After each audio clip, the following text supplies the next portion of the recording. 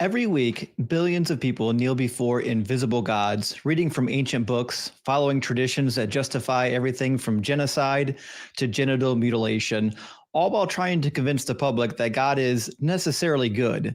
The same people believe that this cosmic magician gets upset if you eat shrimp, cut your sideburns, or love somebody of the same gender. And we're here to ask one simple question: why? Why do we follow texts that haven't been updated since before leeches were cutting edge medicine technology? Why are we still defending ideas that crumble under the weight of freshman philosophy classes? Why do we worship a creator that demands our obedience upon the threat of torture while also refusing to reveal itself? It's time to reject faith and demand evidence. If you've got a belief in God and you think it can survive scrutiny, we'd love to hear about it. The lines are open and the show starts now.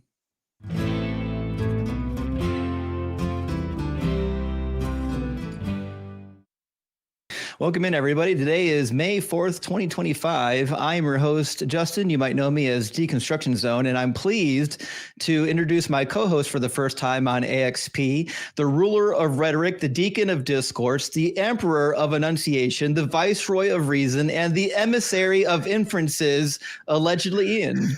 Thank you so much. Wow, that's wow, the glaze is crazy. I appreciate it.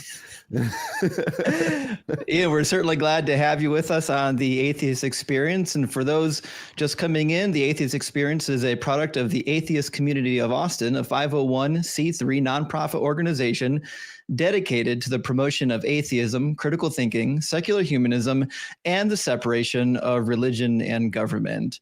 And for anyone who doesn't know, my friend Ian Yet, you can find him on TikTok and on YouTube at allegedly Ian. And I think you're the only one going by that name, right?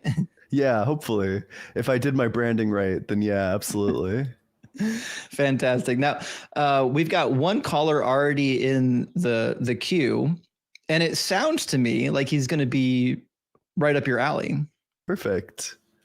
So for those who don't know Ian yet, Ian is a skilled rhetorician and is skilled in philosophy. So he's going to be giving me a huge help with some of these calls. And first in is going to be Adam. Actually, let me see. Yeah, I read that right. Adam from England, who says a contingency argument for a necessary entity. So let's get the first call going. See if you can connect. There we go. Adam, can you hear us? Yes. Welcome in. Adam, can you... Oh, you good? There was just a bit of a delay. Hello, Ian. Hello, Justin. Hey, how's it going? Thank you. Do you want to go ahead and lay out the argument? Or I'm sorry. Yeah. Can you put some legs behind the argument for us?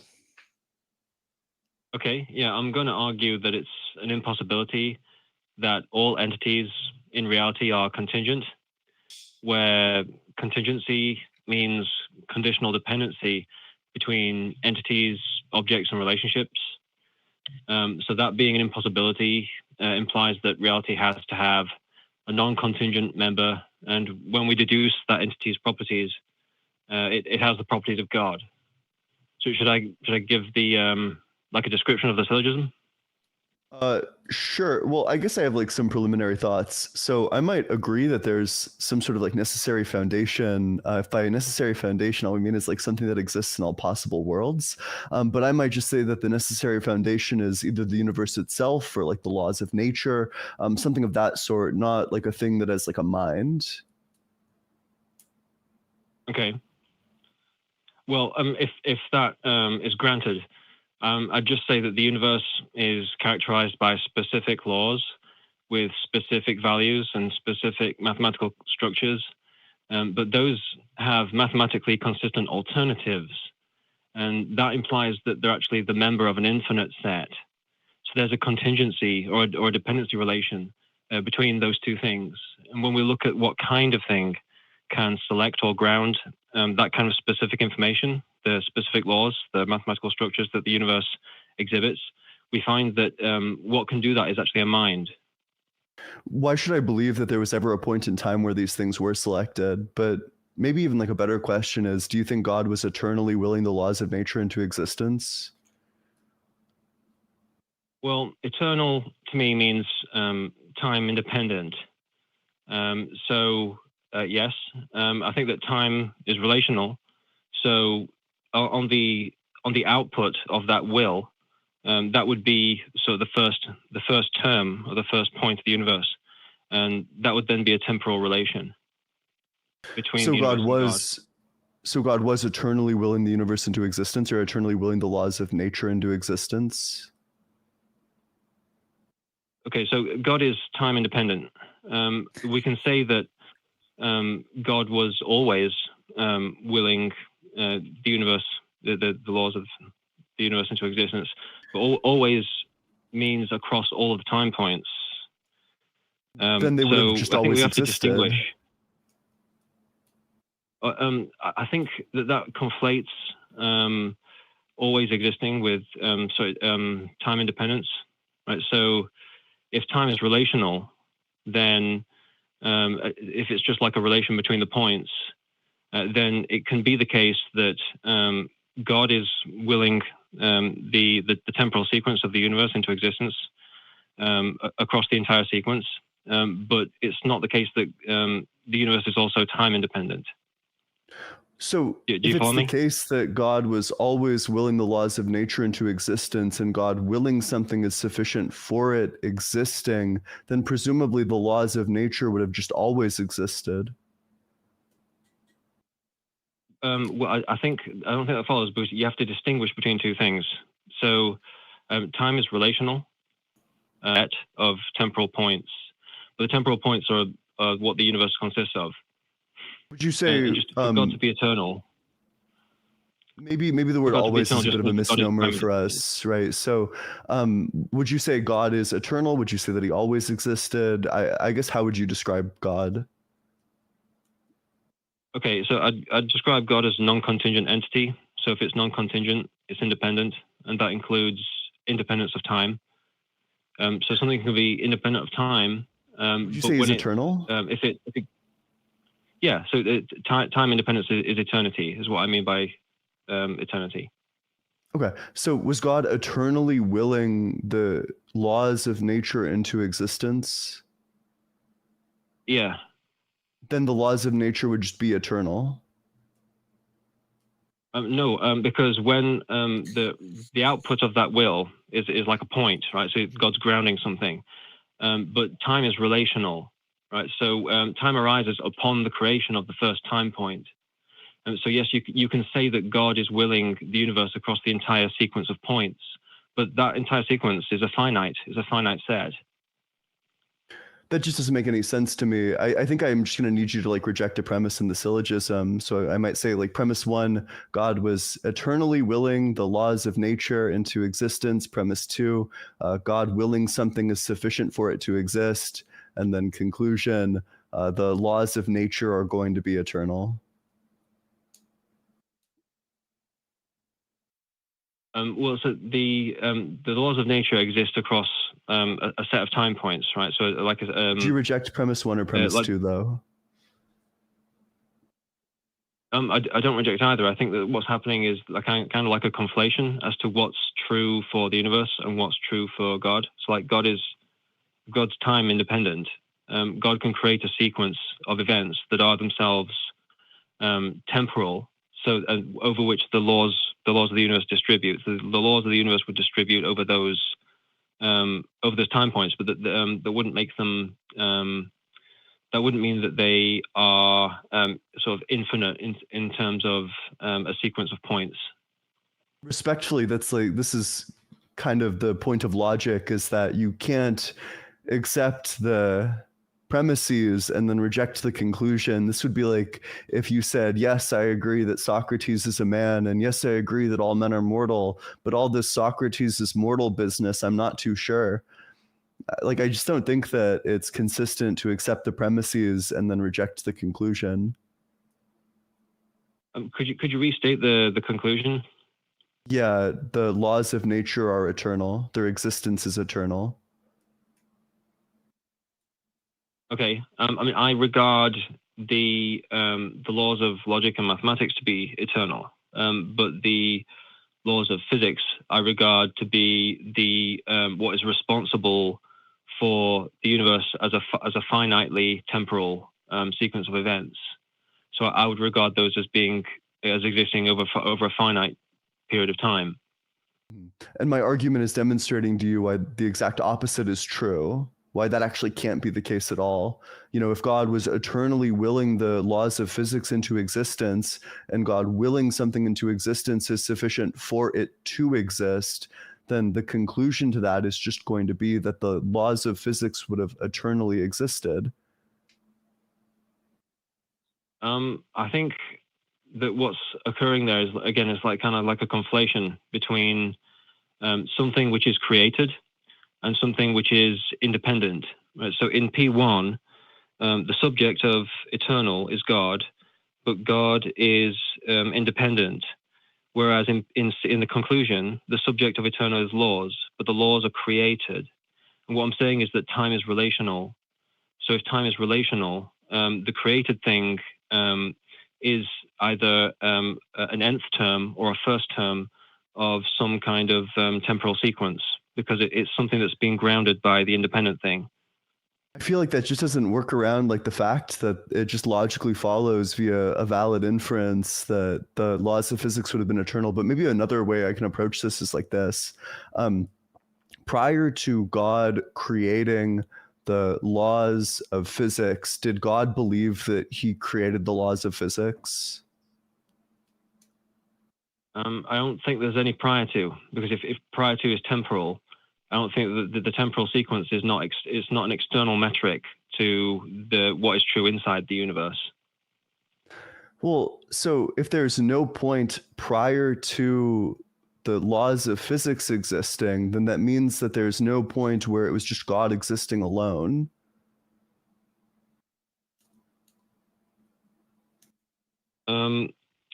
Yeah, I think you can say that.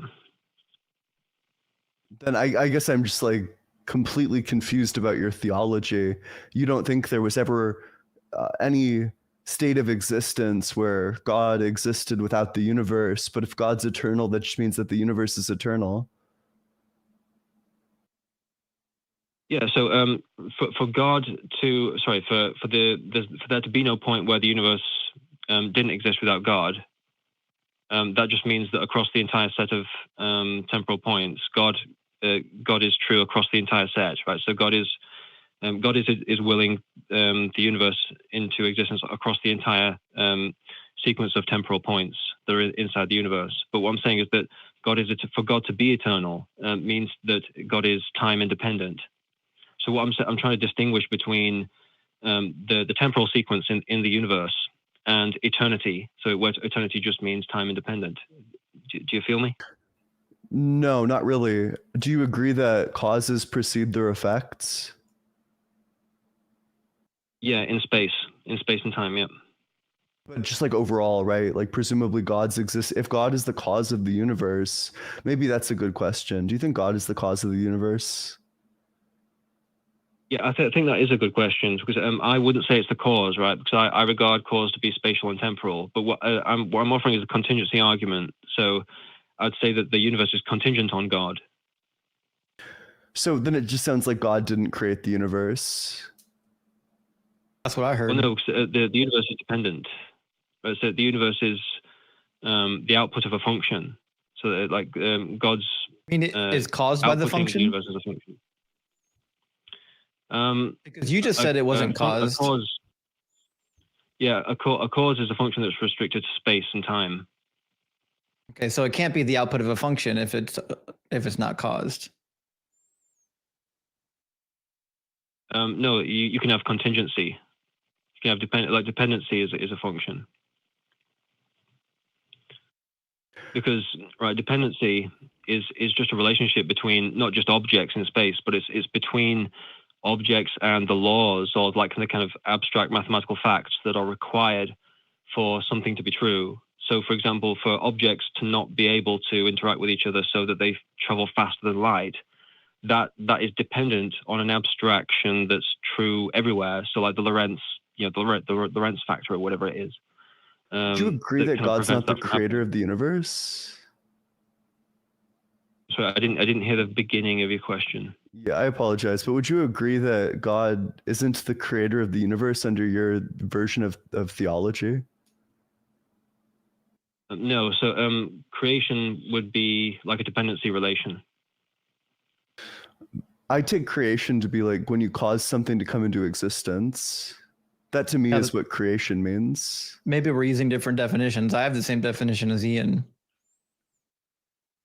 Okay, yeah, I understand that. So I think it's important to distinguish between causation and contingency. So like I was was saying there before, a moment where the universe didn't exist? a moment would be a moment of time, right? However you want to define it, was there a state at which the universe did not exist?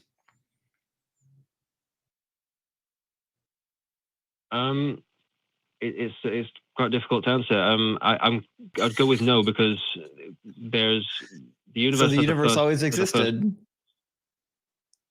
Well, no, because sounds to me like you just nullified the need for your God. Yeah. No, so what I'm saying is that there's not a moment where the universe doesn't exist, because the temporal sequence is grounded by God's action. You can call it a state or a moment. Was there a state in which the universe didn't exist? Yeah. If you're saying when God was taking the action, did the universe exist? Is it? I mean, is it okay if I just answer Justin's question? So, like, if I'm by sorry. state, Yeah, go for it. If by state you mean like a logical state, as in like a truth value of some kind of proposition, then I would say yes. Okay. Wait, so there was a state where it didn't exist? Did the state where it didn't exist precede the state where it did exist? There wouldn't be like proceeding as a temporal notion. No. So then the state of non-existence was also simultaneously the state of existence, which is a direct contradiction as far as I can tell. Yeah. It's not that it would be a contradiction. It'd be atemporal or time independent. I'm not great at classical logic, but I'm pretty sure you can't exist and not exist at the same time. Yeah, it's just a direct contradiction. Yeah, but what you're missing is that's not what I'm saying. What I'm saying is that there would be is to do with dependency, right? So that there could be a state. It could be the case that the universe isn't created, but the universe creation is still dependent on God. That's what I'm saying. Wait, so would you agree that in this state the universe both existed and didn't exist? It's in superposition. The universe is in superposition. Like it could be otherwise. Right, so it's that it could be otherwise, right? But why would we do that? Come on. There's no need to like dip into like quantum stuff. That's like what we're actually looking for is that it's a contradiction, right? Like, let's be honest. It's not in superposition. If it exists and doesn't exist, well, that's just a contradiction, a violation of like fundamental laws of logic. Yeah, I'm not saying that it does exist in that state, right? So if God hasn't grounded it, then it doesn't exist at that point. But it would both exist and not exist, unless I'm misunderstanding. No, I'm not saying that it does. I'm not saying that in that state that it does exist. I'm just saying that it doesn't exist until God grounds it. That's what I'm saying. Okay, wait. So in this state, does God believe that the universe exists? No, until He grounds it, it doesn't. Okay, so then God changes. He goes from not believing that it exists to believing that it exists. Yeah, once He's grounded it, He does. Yeah. Then God can't be outside of time, because if you're outside of time, you don't have future states. But if God changes, if He goes from not believing that the universe exists to believing that the universe exists, then that's just a change. Okay, so God can't be outside of time if He changes, right? Yeah. I don't think anything can be outside of time, because True. if things are outside of time and it prohibits things from changing, then whatever state that existed outside of time would just always and forever eternally be that state. But Yeah. since that state doesn't exist, we must conclude that there's no such thing as outside of time. Okay, so I think that the reply that both of you gave kind of presupposes that change requires time. But what I was kind of explaining at the beginning Nailed it. entails things the other way around, right? So it's that creation, like an act of creation, can ground a temporal sequence. So, like what I was saying before was that God is time independent, but time is relational. So if God creates like a first point, like let's call it like an A, right? So it's if God creates A, where A is the initial state of the universe, the temporal relation arises once that A is created. So it's a relation between God and A. That would be the temporal relation. So it's not that creation is God requires progression. inside of time or outside of time? Because you can't have a temporal relationship outside of time. No, what I'm saying is that the temporal relationship is created upon God's action, right? But God is time independent. That's what I'm saying. So there's no relationship then between point A and God. There is. It's dependency, right? So God creates an A, and then once time is relational. So then once God creates can you define A, what dependency is? God and A. Because it sounds to me like you're using a word that you think has meaning and it really doesn't in the real world. So what does it mean to be dependent? It means that the truth value only obtains under certain conditions, under the conditions of the thing that's dependent on. So one causes the other thing to be true? Well, you're saying causation, and right, contingency is not about causation. It's from formal logic. It's like looking at the truth conditions of a statement. So what causes something to be true?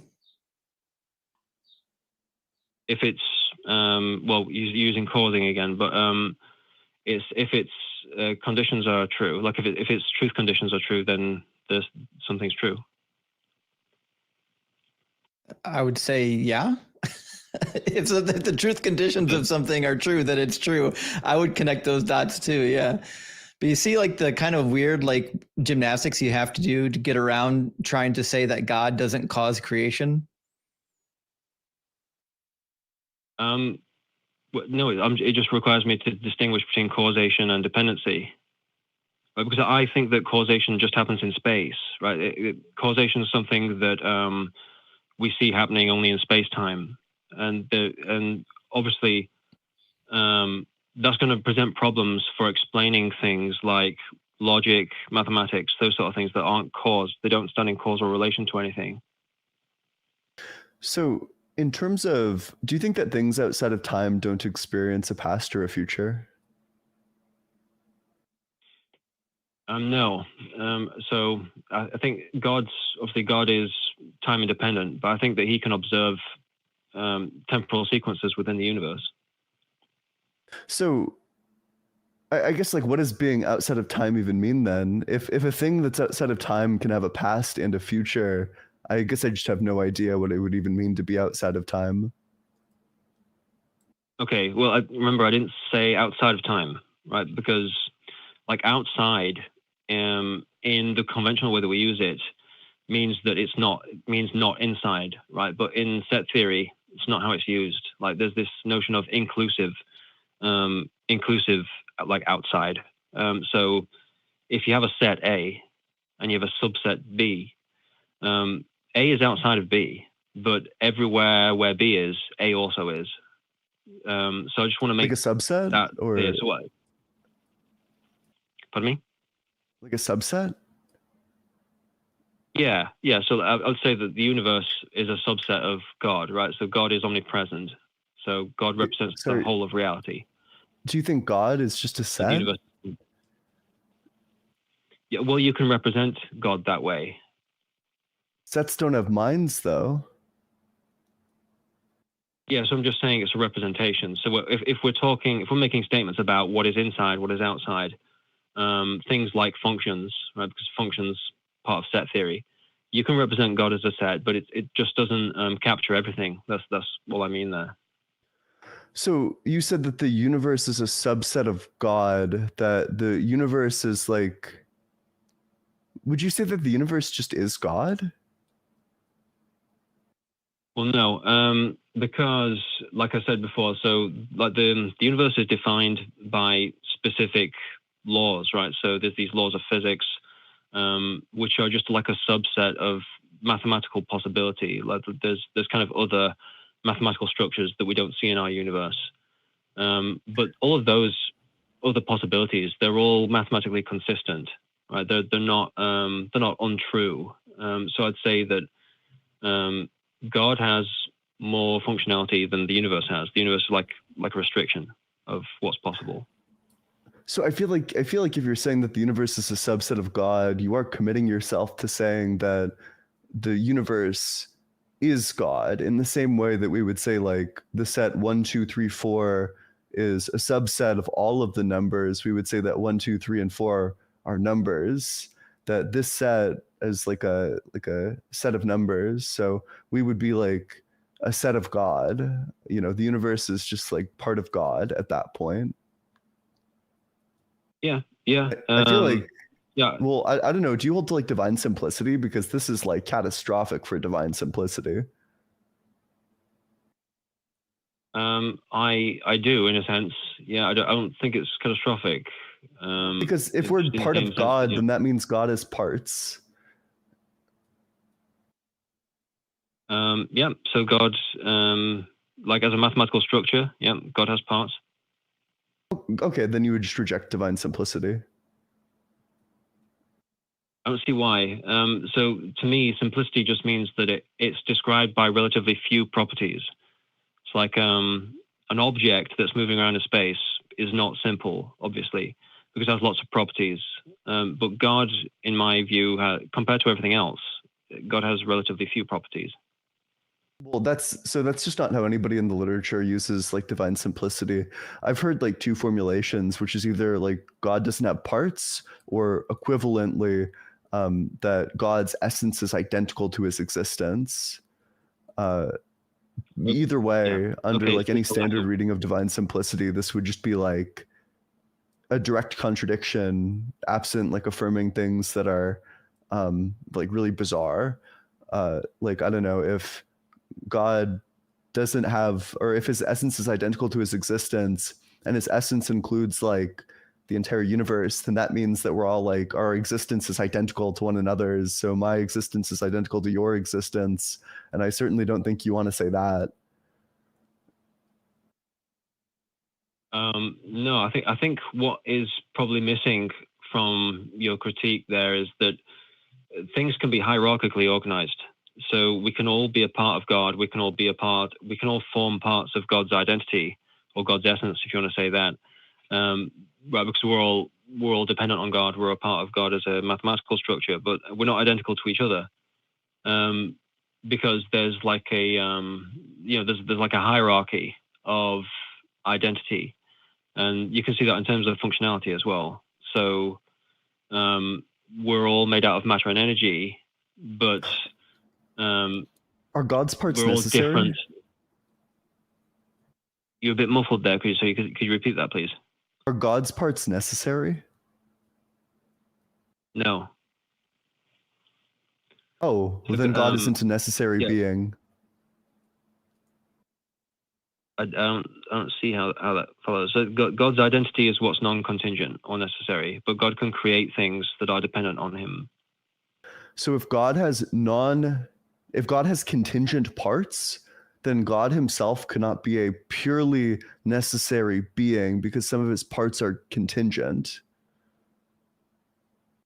Okay, so by parts, I guess you mean like composition that's supporting. You kind of mean the parts are supporting the structure, like the parts of a car, right? So you're thinking of things in terms of composition. You're saying that we're all Whereas, a part of God, but you also want to say that each of our existence is contingent, right? Like, my parents could have easily failed to create me, or like a million other things. So my existence right now is contingent. If I am a part of God, then that means that God is not fully necessary, because part of God, namely me, you, Justin, everyone, we're all contingent. So part of God is contingent. So God's not fully necessary.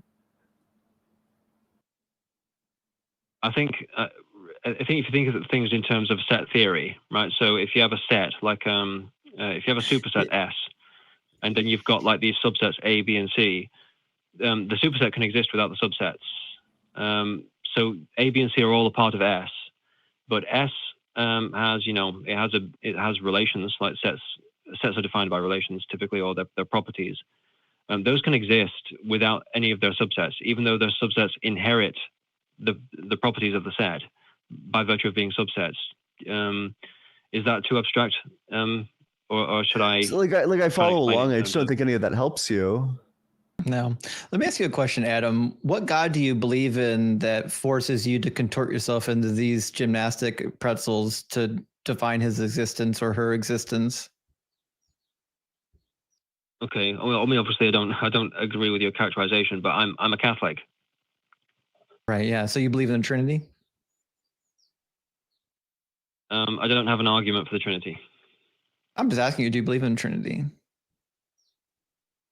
I accept it on faith. Yep. Okay, fantastic. Okay, so then prior to the creation of the universe, and maybe I'm wrong, the universe was at one point somehow created out of nothing, right? I would say, well, out of nothing physical. I'd say it was created out of God. Fair enough. Prior to the creation of the universe, it would have just been the Trinity, right? Father, Son, Holy Spirit. Yep. Yeah. Could the Father and the Son have a conversation with each other? I don't know. Well, I think that there's a conversation is basically just an exchange of information. The information doesn't have to be physical. So I think I'll go with yes. Okay. Do we conclude that a conversation, though, is a series of, at a minimum, thoughts? Yeah. Does that not require time? Well, it creates time. Right? So time is a relation between the every time the Father and the Son share a thought, they create a moment of time. Yeah, they experience it as time. What's more parsimonious, that every time God wants to do something, he creates an instance of time, or that time just always existed? It's when God grounds something, like, a statement or some kind of output information, then that creates a relation, right? And the time is relational. Is are all of God's parts good? So the things that come purely from God, yeah. But there are parts of God that are not good? Because I take like being all good. If God has parts and God is all good, then presumably each and every part of God would be good.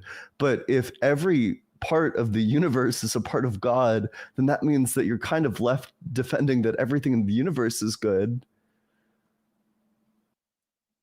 Well, I think that just comes down to what identities are. Right? So each part is an identity, right? And each identity, like, so if something is bad, then the predicate bad is just indexed to that particular identity. It's not indexed to God as a whole. Wait, right? So something can be true of a subset B, but it's not true of the superset S. That can happen.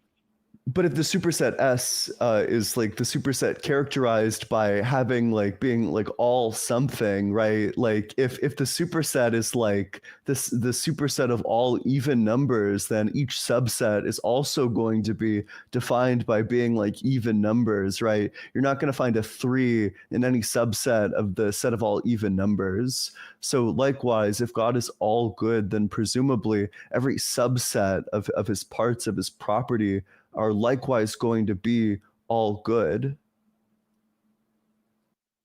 Yeah, that would be true, but I think that good and bad are subject to free will.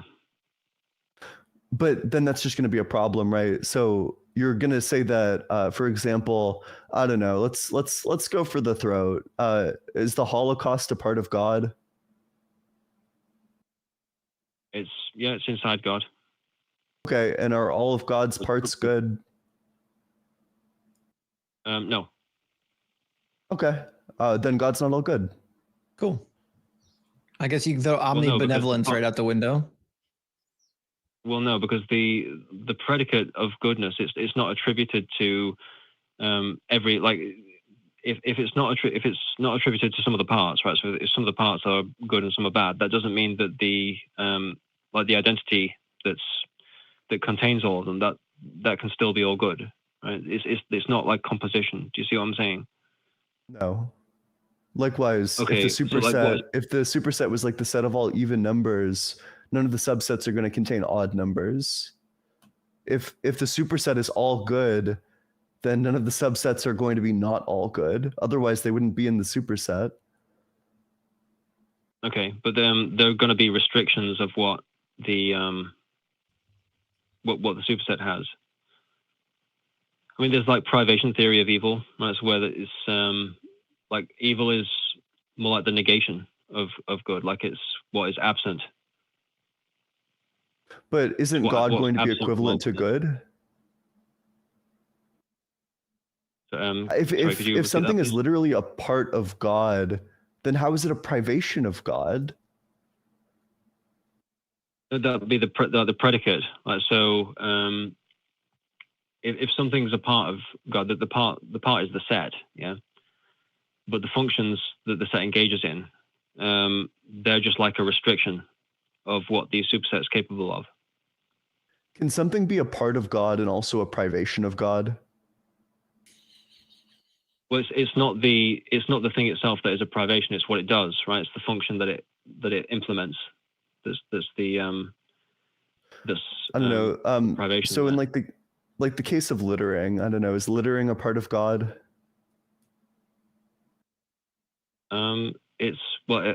It takes place inside God. It takes place inside reality, which is what I'm calling God. And God must have a lot of trash in him. Yeah. But so it takes place in reality, it takes place in God. I mean, presumably we agree that littering is bad. So then there's like a bad thing within God. Yeah, but remember what's true of one of the parts, like so one of the sub-identities, whatever you want to call it, is not that predicate doesn't have to be attributed to the omnipresent identity, because they're different identities. Even though one is a part of the other, they're distinct, right? So I mean, I guess would you agree that an all good being, within an all good being, all of his parts are going to be good? No, I don't. I think it's up to it's dependent on conditions. Yeah, I guess I just don't. I completely don't share those intuitions. That to me seems like very obvious that an all good being, all of his parts would be good as well. Yeah, but it'd be like if I said I was an all good person, but then I strangled somebody last week. Well, listen, I'm not all good if I strangled somebody last week. Like, you can't have parts of you that are bad and then claim to be all good. Yeah, but that's because you're talking about yourself. You are just one identity. So of course you're not going to have like if you enact bad actions, then that reflects badly on you.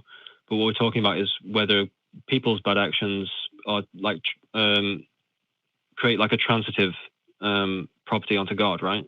So that's not transitive. I don't think it's just people's bad actions. I think, we can take a look at what your God does and judge that as bad. Like, presumably you believe that God created natural disasters and bone cancer and skin cancer and things like that. You don't think those are good things, do you?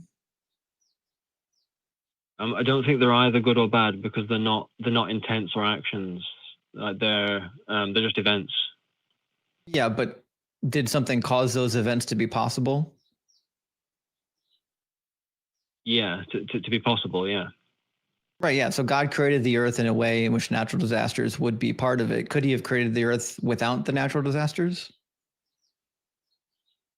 Well, not in the way that it exists, because the disasters are That wasn't my question, consequences though. of the My way. question is, could he do it? Could he create a world with no natural disasters?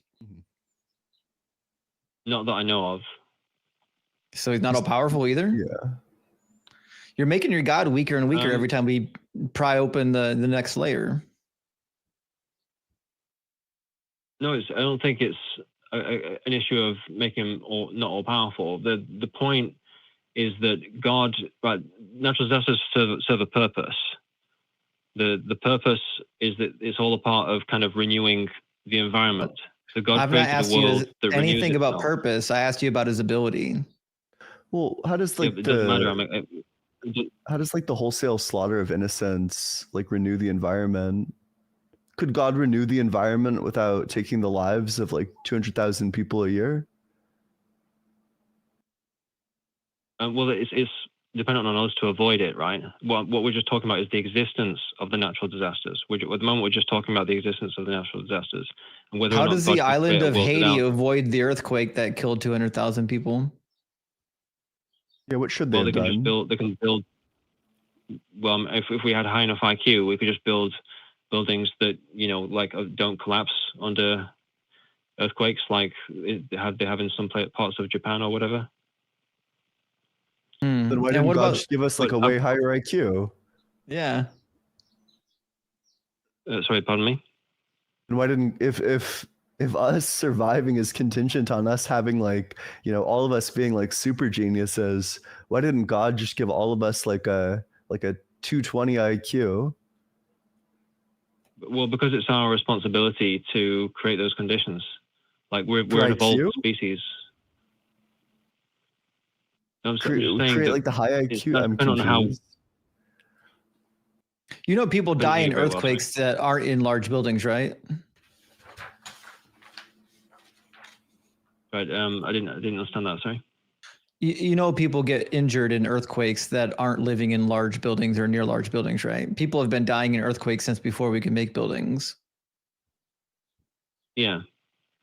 Right. So this is not a good argument. Just saying that the goal of humanity is to avoid doing things that would exacerbate the damage. The reality is there's nothing humanity can do that would completely allow them to avoid the natural disasters. But it's also irrelevant because, like, if I took a flamethrower and set it up in my living room with a bunch of babies in there, I'm like, listen, avoid the flamethrower. Well, listen, I'm the idiot for putting a flamethrower in a living room full of babies. It doesn't matter if the babies didn't have enough wherewithal to avoid the flamethrower. The fact that the flamethrower exists is the problem. So the fact that these natural disasters exist and that for the most part they're unavoidable is the problem. Okay, but with the example that you gave is one where you're deliberately doing that, and that's the only thing that achieves is killing those people, right? So what I'm trying to explain is the omnipotence. No. Like I don't think that natural disasters. It renews the earth. The ashes from the dead babies go in my garden. Yeah, well, let's say the flamethrower is like it's roasting some hot dogs on the barbecue. Then you're just saying, hey, babies have a high enough IQ to not get incinerated, and then they do. I just don't think the police are going to take you very seriously when you give the explanation, well, actually, it was the babies who needed to be wise enough to avoid it. Yeah, like the better result would be not to have the natural disasters. That's the thing you should do is design the thing without the horrific part. Yeah, but then you can only do that by avoiding the causes of the disasters. But the causes of the disasters are like the laws of physics that allow for planets that have tectonic plates on them that renew that where the Earth's crust being renewed. And who created the laws of physics? Pardon me? Who created laws of physics? Who decided what the laws of physics would do? Yeah, I'm saying it's God. Okay, so God could create different laws of physics that allow natural disasters to not be needed. He's in charge of everything in your worldview. Well, he can do whatever physics he wants. Yeah, but the laws of physics have consequences. right? So Right, each but set he of said laws of them. physics has consequences. Does But can't God you just like have? suspend, like And God having suspends the laws of physics in your theology all the time, right? He Mhm. suspended the laws of physics to revive Jesus from the dead, you know, for Jesus to walk on water. God suspends the laws of physics presumably all the time, especially if you think that he intervenes to fulfill prayers. When people pray like, God, please, like, don't let my kid get like killed by cancer or whatever. God intervenes all the time. So couldn't God just intervene to prevent earthquakes or to save the lives of people? You know, when the rubble is falling, God intervenes to just move it out of the way of people, or better yet, he intervenes to make it such that there aren't these earthquakes or that we don't feel the effects of them. Couldn't God just do that? I think that he probably does do that in some places, but whether or not he's going to Not do it for you others. probably depends on his relationship with you. Like Well, he we're did. He co-participants did in save reality. that Bible one time in the wildfires. If you don't remember that, so maybe that's what he's talking about. But I mean, in No, all good God, like, you know, if we're evaluating goodness, I don't think a good individual is just going to do things that helps the people that they're in like a close relationship with. I think that a good person would help people regardless. I don't think that like an all good firefighter wouldn't just be in there saving like the people who he knows and likes. He would be saving everybody. So likewise, I don't think that it makes sense to say that God, an all good God, is just saving the people who he has like a close relationship with. But it might not just be the people that he has a close relationship with. It might just also be people who ask or who have some kind of intent. He might just be reading their intents and just deciding who is going to live longer and who isn't based on their intent. It could just be like that. So 97. just to be clear, we can know for certainty under this view that whenever we watch the news and we find out that somebody died in an earthquake, like you would say that the hundreds of thousands of people who died in like the Haiti earthquake, that these people must have just had bad intent. Well, no, it's a mixture of things. It's maybe they didn't ask, or Ask for what? I think obviously death. I think death's obviously inevitable eventually. A very good person can die in an earthquake. It's like we're not supposed to live forever. Oh, so you would say that, you know, like death isn't that bad? Yeah. So Okay. suffering's negated by the fact that you get to spend eternity somewhere in heaven? Well, suffering negated. I don't think that suffering is a bad thing. Oh, so Jesus' suffering wasn't that bad? Yeah. Yeah. So it's This the is like intent of the people. had a bad weekend, basically. No, I'm just saying that suffering isn't a bad thing.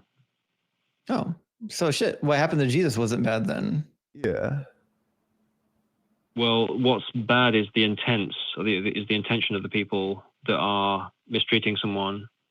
Okay, so the intent of the person making others suffer is what matters, which means God's intention of making people suffer is the bad part. Well, yeah. So yeah, making someone. I think that's the right answer. Yeah, suffer is bad. Yeah, God's intent to make humanity suffer is bad. I agree. Yeah. That's why what he if did I to was Job God, I was would have super done it bad, differently. yeah. Yeah, holy shit. We didn't even get to Job, but God legitimately forced this man and all these other people to suffer just to like win a bet with Satan, which is weird for an all-knowing being. He has a lot of pride for this all good being. Well, listen, we got a couple people waiting to get in still yet, and we've been talking for like 45 minutes. And I mean, listen, we could probably talk for another hour, but I want to make sure we get to all the guests. So we appreciate you coming up and talking with us, Adam, and call back again soon. Yeah, absolutely. Thanks so much. Thank you. Cheers. Bye-bye. Well, that was interesting. I was curious. He was really rooting hard for the philosophical approach. And as he was doing it, I was thinking, no way this guy doesn't have a religion. Nobody's rooting this hard for philosophy that doesn't follow some religion.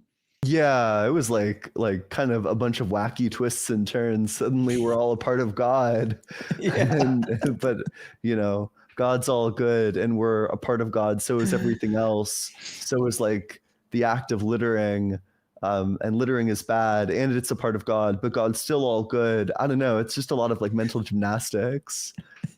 We had a lot of twists and turns in that call, but holy smokes, I'm glad you were here to handle the philosophy, because he might have drove me insane.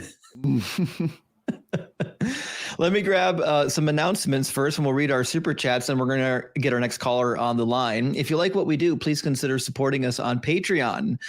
Giving to our Patreon ensures our ability to continue to produce the content that you all love, and you can go and visit tiny.cc/Patreon AXP to be a donor. Again, it's tiny.cc/Patreon AXP.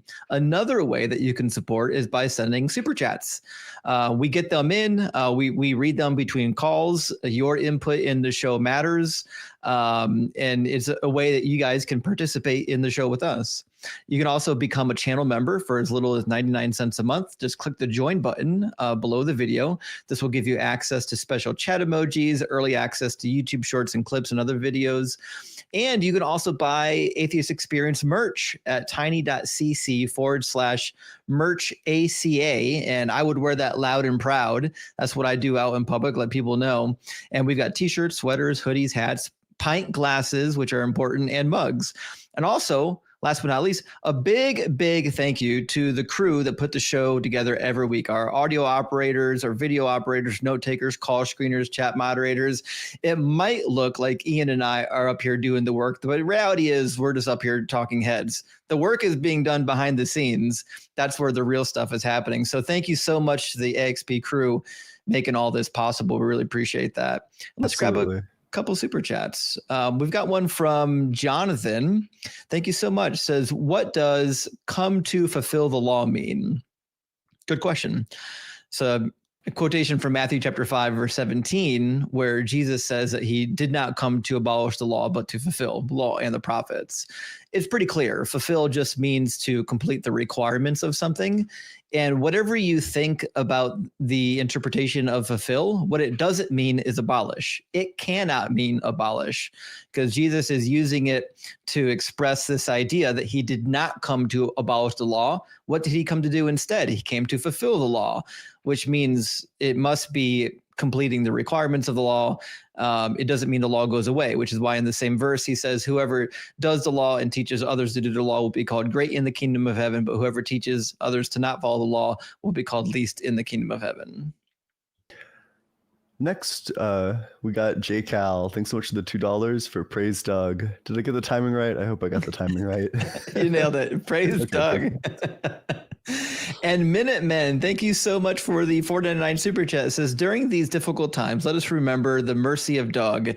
Give us your love and guidance. And remember, Doug, the rock god, is always rock hard for you. He's never flaccid. He's always got your back, guys. Thank you, Bad Religion, 1983 for the $2. Here to support the greatest duo. Doug is good. Doug is good. He is the rock. Luda Loomps, thank you so much for the super chat. It says, love you both. P.S. Praise Doug. Well, thank you so much, Loomps. I appreciate the support. B for Bankai, thanks so much for the $5 for, I know Doug is rock hard for this duo tonight. So am I. Thank you, B. I appreciate it. Big W. And Adele Reader, thank you so much for the $5 super chat. It says, big Justin fan, also a huge Ian fan. So good to see you live on AXP, man. Keep it up. Thank you. I'm glad to be here.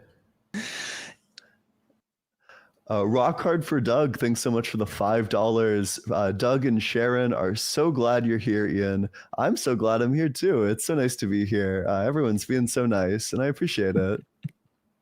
Absolutely. And Larry Beck, thank you so much for the 666 super chat. Praise Nero. He says, encore, woohoo. Absolutely. Rock hard for Doug. Thanks so much for the $5 for the word of Doug can only be written by a pilot. G207. I see you, Ian. Thank you. I have lots of pens because I drop them frequently, but I like to take notes on the conversation to make sure that I can track it. And also, Jake, thank you for the 666. It says, if God has a body, humans might be the appendix, technically part of it, but nobody's sure why we're here. And we just cause problems and act up. Absolutely. Johannes, thanks so much for the $5 on YouTube. So Adam, if one were to call into AXP and get utterly cooked while defending horrible suffering, it might be their fault for having a low IQ, right? Oh boy. Gosh. I feel Great bad super because it's clear that Adam is like intelligent enough, but it's just that he has to make himself unintelligent for the sake of a religion, which is just too bad. Yeah, a lot of like smart, decent people resort to idiocy due to religion. Daniel, thank you for the super chat. Daniel says, it's refreshing to see Ian outside of a black room. Somebody let me outside of the basement. Marduk, thanks so much for the $10 on YouTube. Pair character jumping up and down saying, #1 fan. Oh, it's a sticker. Okay. I'm sorry. I read the words. You know, I got set up for failure. No, I'm kidding. Great to see you, so Marduk. much for the $10. All right, let's grab our next guest. We've got a theist from South Carolina, and then possibly a theist from California. Nice. So let's pull up Mike from South Carolina. Mike says, if there were not any natural disasters, what should you next have issues with God? Is living a long, healthy life the meaning of life?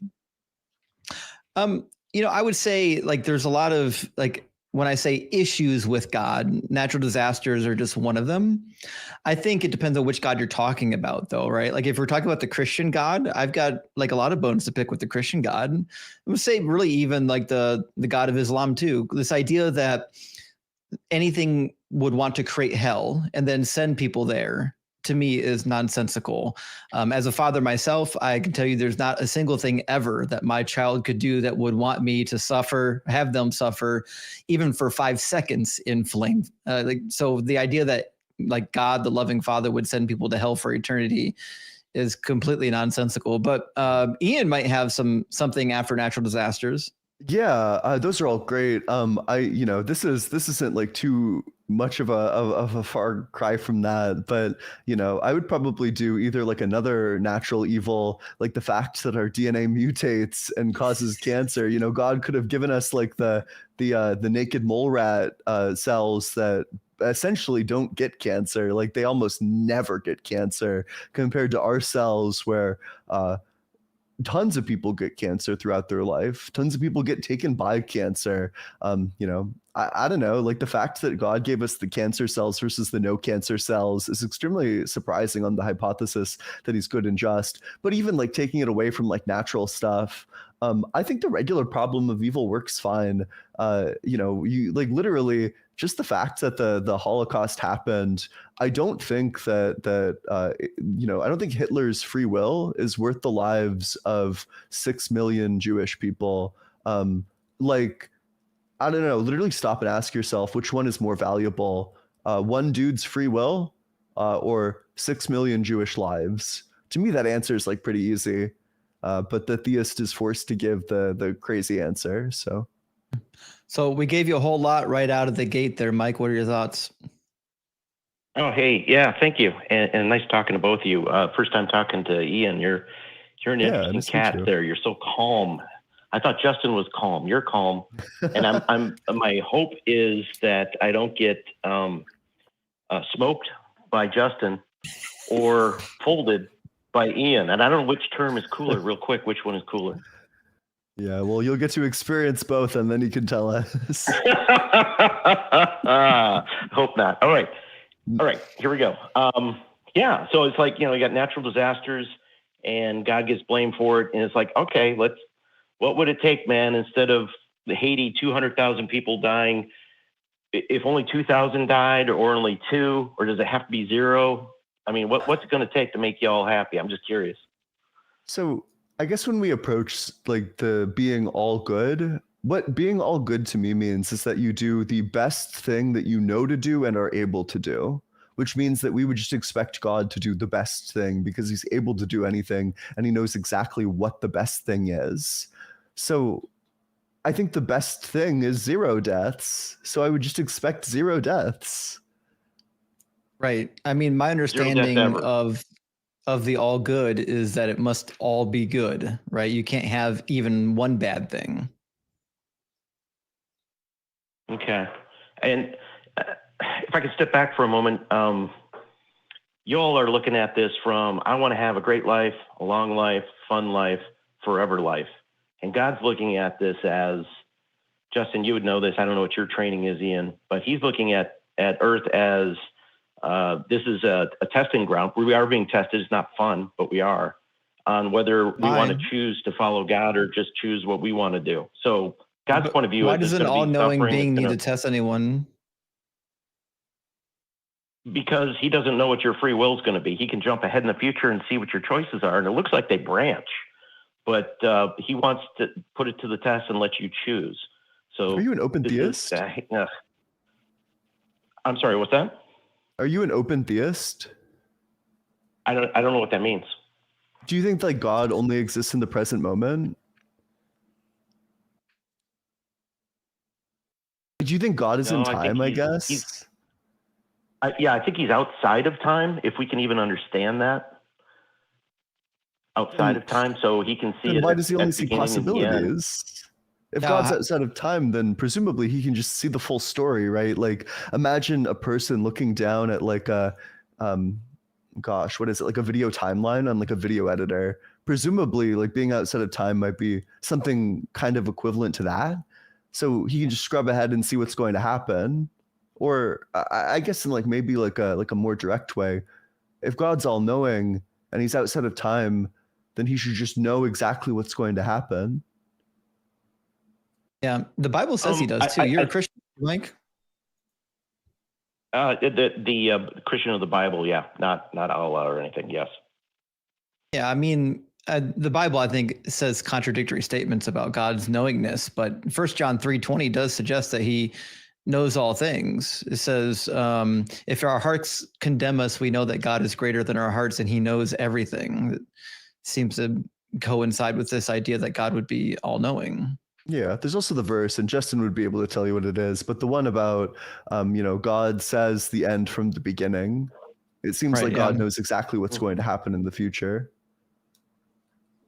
Well, I think where the confusion hits is you've got God ahead of us outside of time, and then there's us, and then now we're in time, but he's not doing his all-powerful everything. He's letting us run around, do things. He cursed the world, which is why we get a lot of the earthquakes. He cursed it, and who knows what else. I mean, yeah, he could have made a perfect world, but he didn't. And so we're deciding which way we want to follow. And then when time is wrapped up, then it's going to be a perfect heaven. There won't be earthquakes. There won't be cancer. There's going to be all the things you guys want in heaven. But now it's our free will running around, and it's a cursed world. It's a mess. But it's not going to be like that. But you're looking at it from your life, and you're like, but the point is, I'm going to die. But the point is, I got cancer. All-knowing beings don't have to test anybody. Yeah. I think they do when it comes to free will, because he's pulled back his power to allow us to make decisions. Well, God doesn't care about your free will. Yeah. No, that's everything. You can't have love. He wants a loving relationship. We have to choose it with free will. Oh, no, that's not true at all. Because if you don't choose him, he tortures you. That's coercion, not love. Yeah. Also, you don't necessarily need like free will in like a classic sense to have love, right? Like your newborn baby loves you, even though we wouldn't really say that they like chose to love you. No, I don't believe that. You have to choose to who you're going to marry. You have to, and babies love us, and moms love babies. I don't think you have to. I know quite a few people that had arranged marriages.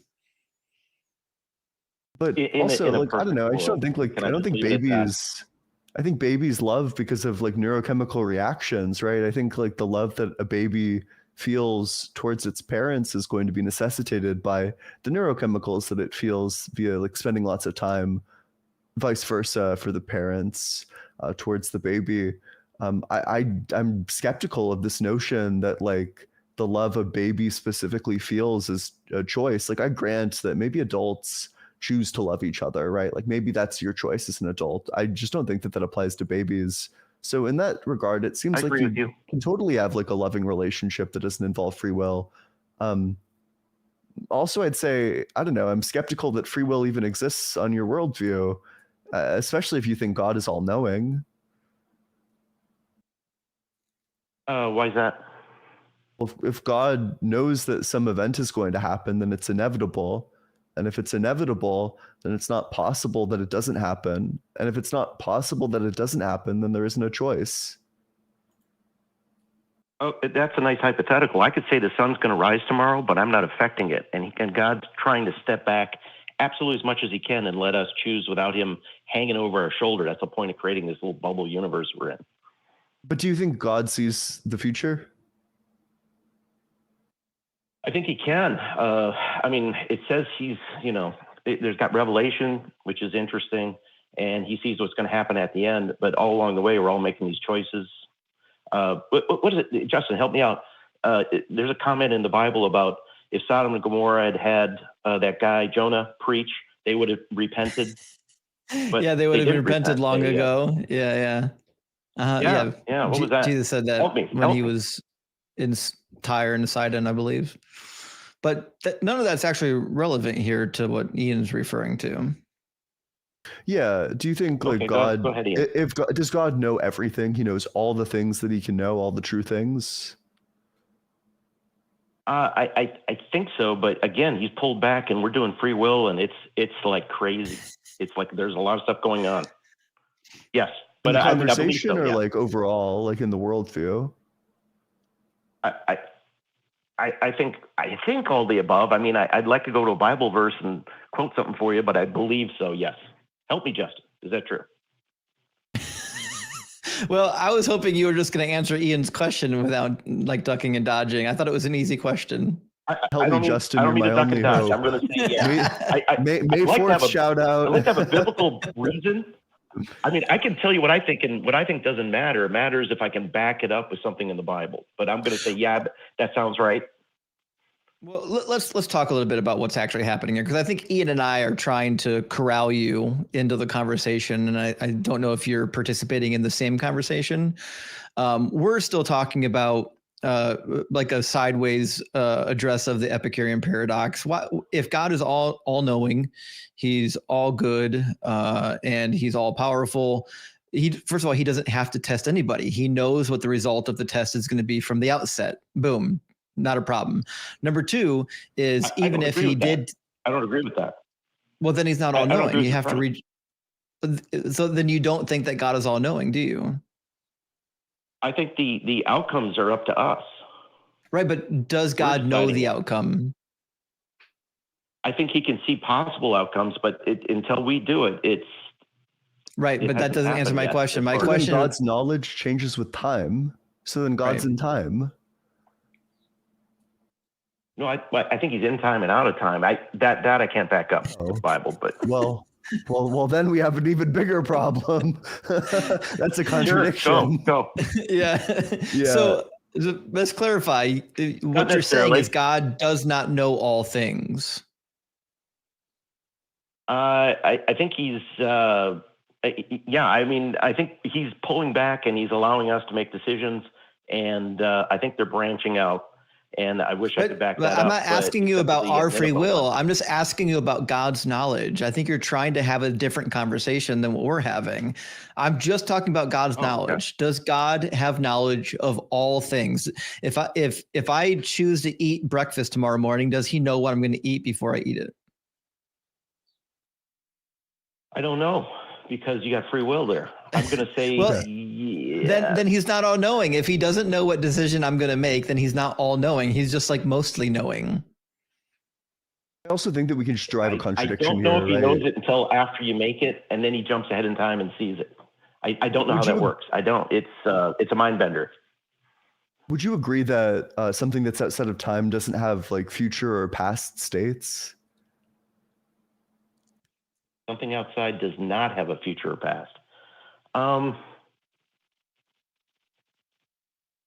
something outside of time does not have a future or a past. If you're outside of time, I don't know if the rules apply. It's like dividing by zero. I don't know.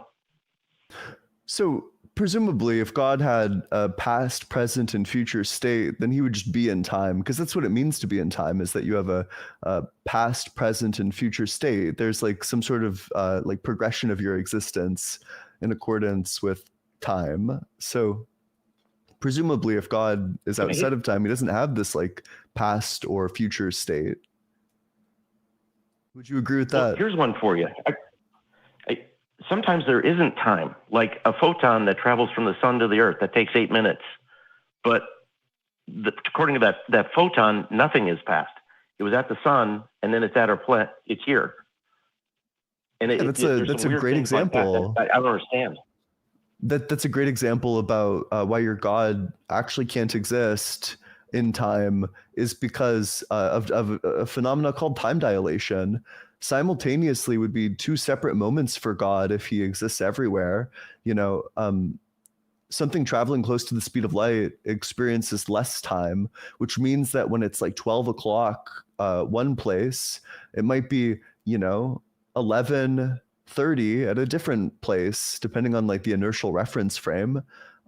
So just on that basis, it doesn't seem like God can exist and know the things that are happening in the present, because the present is going to encompass a multitude of different times. It's going to be a multitude of different times at the present. So it just doesn't seem like it makes much sense to say that God knows the present stuff.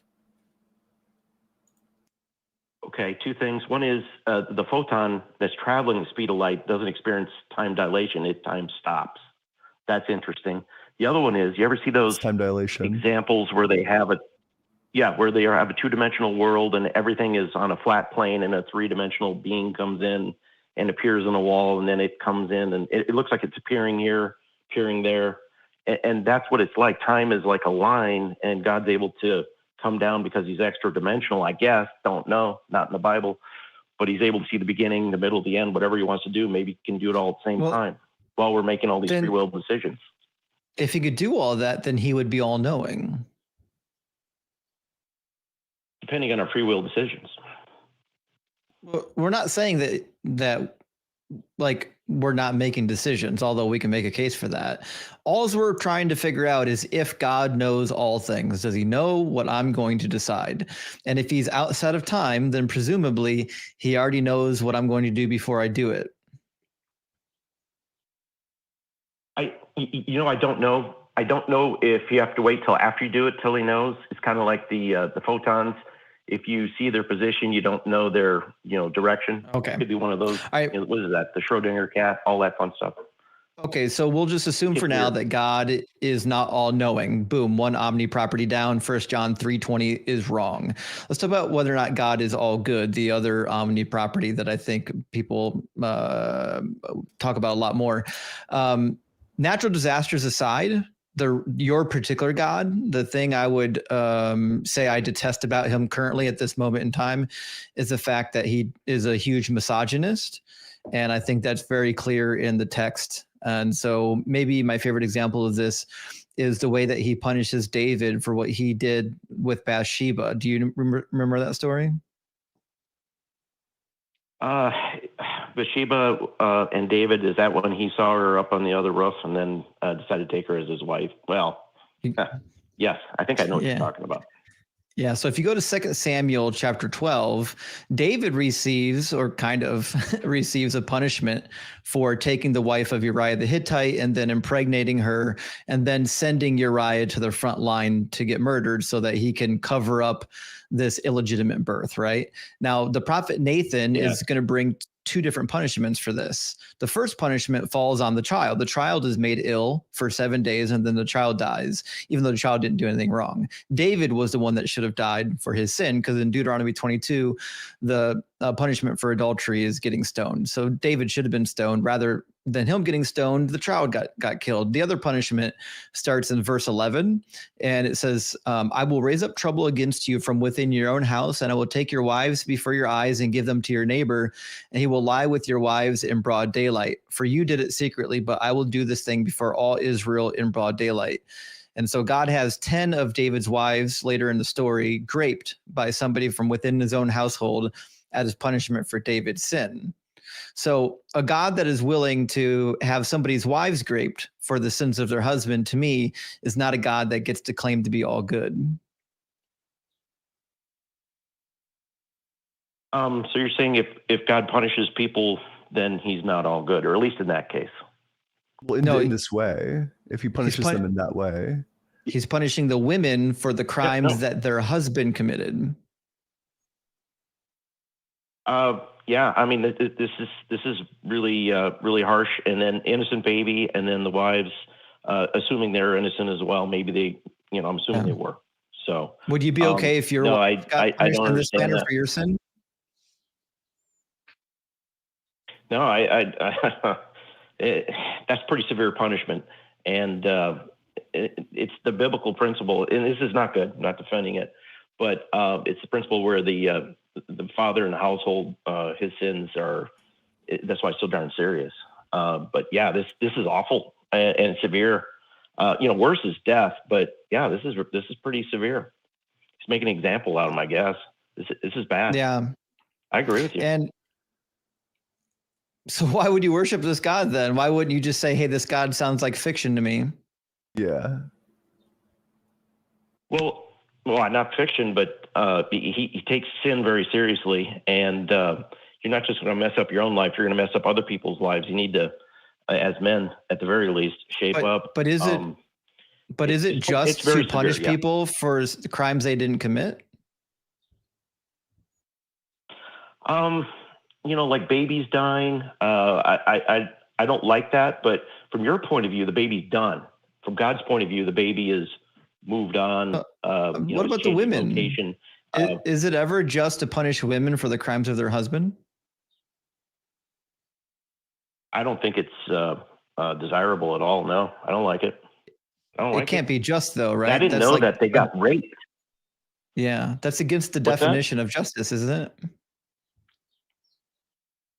I can't defend it. If they were raped, this is the first time I've ever heard that, Justin, is that they were taken away and raped. Were they taken as wives, or were they 1 Samuel literally 6, raped in public? 2 Samuel 16, Absalom tries to take over the throne and chases his father out of the palace. And then he takes a counsel from a traitor of David's court, Ahithophel. And Ahithophel tells Absalom, the thing you need to do now that you're in the palace, the thing that you need to do to show the people that you're in charge, you need to go take David's wives that got left behind, and you need to sleep with them on top of the palace in front of all the Israelites so they know that you're in charge now. And he did. He went into the palace, took 10 of David's wives, put up a tent on top of the palace and slept with them in front of all of Israel in order to give a display of power and force over his father. So his own son is doing this, and now there's something on the son as well and the guy giving him crappy advice. So there's a lot of people involved in this shite show here. That's a rough awful. one. Yeah. Right. It's also weird to me that like the omnibenevolent being like couldn't utter a couple sentences just saying like owning slaves is bad, and rather he said the other thing. True. He said these are the slaves you can own. This is how long you can own them for, and this is how you can treat them.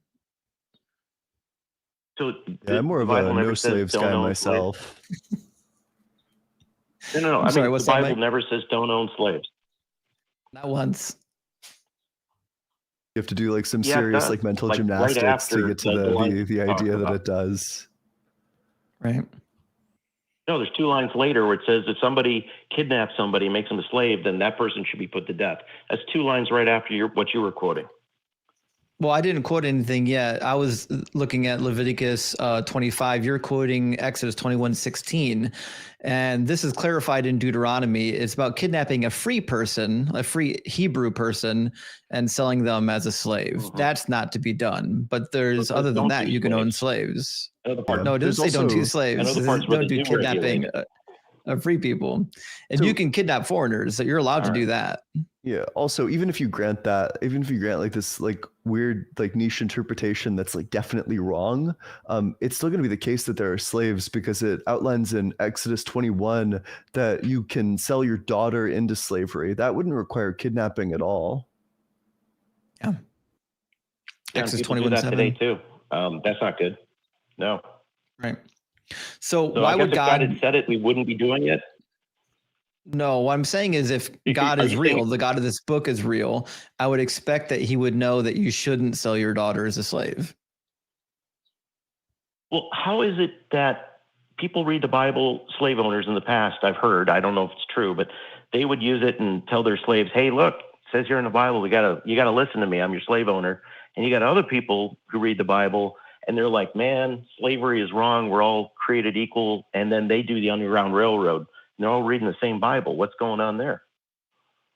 Well, the Bible doesn't actually say what the people wanted to say. The people that were abolitionists couldn't really appeal to what the text actually said. They had to like look at certain passages sideways, like this idea that like, people are all created equal. Well, yeah, that's like you can get that implied from a couple different passages in the Bible, but that doesn't have anything to do with whether or not you can own people. Because the God of the Bible, if you think that the God of the Bible is saying that all people are created equal, that's completely different on whether or not people can own people. He tells you outright you can own people. Yeah. I mean, I'd say that this is a great think it example of the follows. Bible being like a Rorschach test. You'll project onto it what you want to get out of it. So the people that read the Bible and said, well, we shouldn't do slavery, like the guy that wrote the song Amazing Grace was a captain of a ship carrying slaves back and forth. He read the Bible and then he said, I'm not doing this anymore. And he became a Christian. He misinterpreted the Bible, but the people that were using the Bible to beat down slaves and tell them to get in line, they were correctly interpreting the Bible. Actually, I would agree with that. Yeah. Wow. Okay. There's not a single sentence of the Bible that says don't own slaves. Not a single one. In fact, God blessed Abraham with slaves born in his household. Well, I thought we just went over the one. If you get a free person and make them a slave, then you're going to be put to death. I thought we just did that. But that So kidnapping a free Hebrew is not the regulations same thing as owning slaves, right? Like there's about a dozen ways you can become a slave. Kidnapping a free person of your own kin is not one of those ways that you're allowed to do it. But I mean, you are allowed to kidnap people from other countries. Like Deuteronomy 20 says, when you go to war against a town, offer it terms of peace. If it accepts your terms of peace and surrenders to you, then all the people in it will serve you as forced labor.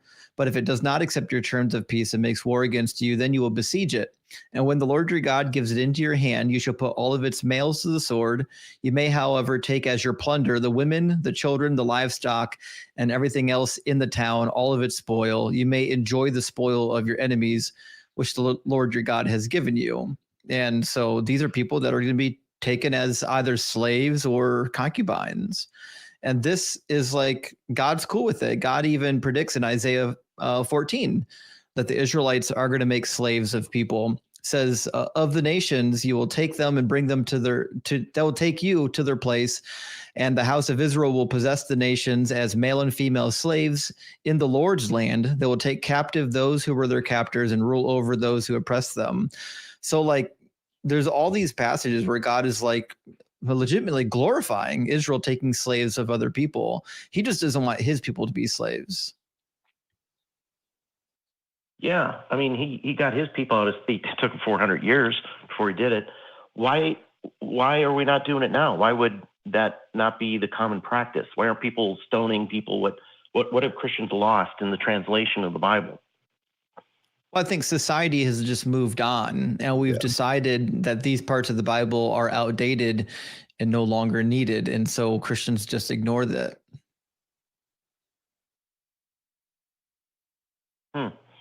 Or was it a sign of the times as far as it was survival back then? Well, I mean, the sign of time, I think, is irrelevant to me. Like, we're talking about a book that comes from a God that is outside of time, outside of man-made morals, right?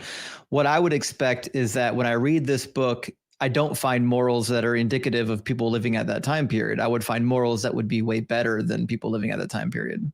Yeah, I feel like I should see like advanced positions in philosophy, like ones that we haven't even discovered yet, not ones that we left behind 2,000 years ago.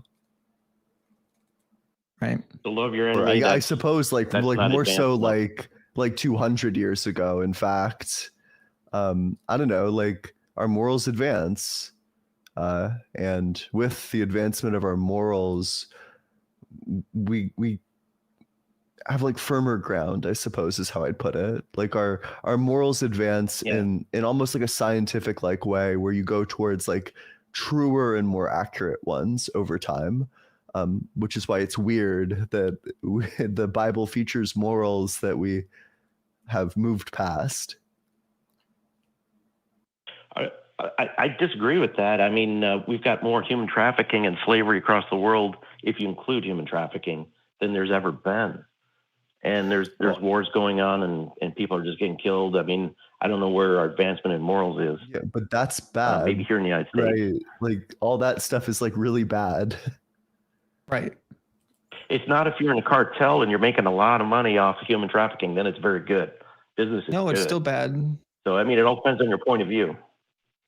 No, it's still bad. It depends on your Suffering. point of view. No, I don't think profiting at everybody's in somebody agreement on else's morals is what I'm trying to say. profiting on somebody else's expense is bad. That's not true at all. The cartels disagree with you. That's Oh, well, what I they just say do. that they're wrong. Yeah, I would agree. Yeah, they're obviously wrong. So are you suggesting that it is okay to own slaves then? No, I'm suggesting So that you- So you Bible believe is the a rough cartels spot, are wrong and you're trying to too? use that as an out.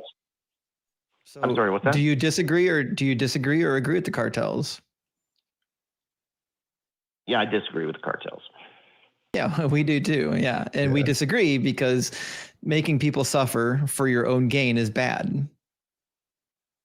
But I think the real question, do you agree or You're in the disagree with minority on this God? one. I mean, slavery, human trafficking, and I'm just going to use that as the example everybody's familiar with, is very profitable. And if you don't have any morals, they're a fantastic way to make money. So easy. So, selling drugs, all those things. I mean, to say that we're advancing in morals is not true in human history. People will do whatever is expedient. Not everybody, but enough of them where you've got giant problems and wars. I don't see this great moral advancement going on. And maybe you weren't trying to make that. I do. It used to be universal is the thing, right? Like this, like pro slavery, pro like genocide ethos used to be extremely commonplace. And in a lot of places it still is, but there's some places where these sorts of actions have become frowned upon. We have advanced philosophically and societally past the point where it's acceptable to do things like this. I think that's indicative of a real advancement, even if it's not universal. Yeah, I don't see it globally happening. Even in the United States, there's. But nobody I don't think said that's that a strong the argument entire on your globe part to shared try the and say we're same. advancing. We are, as a global society, yes.